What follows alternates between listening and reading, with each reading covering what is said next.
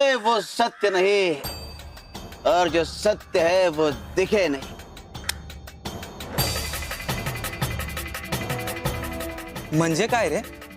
काय म्हणाले असतील स्वामी? अरे जे डोळ्यांना दिसतं ते सत्य असतं तसं नाही। सत्य अनुभवायचं असतं, जाणून घ्यायचं असतं।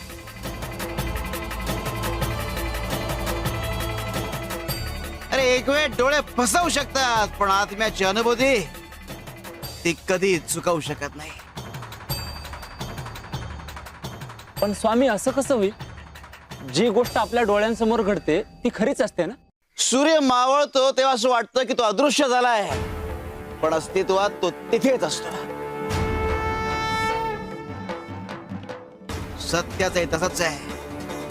अनेकदा सत्याला झाकून टाकण्याचा प्रयत्न केला जातो पण सत्य तिथेच असतं। स्वामी, लोकांच्या मनातील खरी भावना ओळखता येते का? मनाचं नातं जिथे असतं तिथे समजूत नव्हे तर अनुभूती असते। स्वामी, म्हणजे स्त्रीच्या हृदयात अशी शक्ती असते ज्यामुळे ती आपल्या पतीला ओळखू शकते।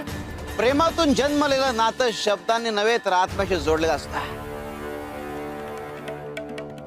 मनाच्या गाभ्यात अशी एक जाणीव असते जी भ्रम आणि सत्य यामधला फरक ओळखते। सत्य जाणून घ्यायची तयारी असायला हवी कारण सत्य मिठाप्रमाणे असतं।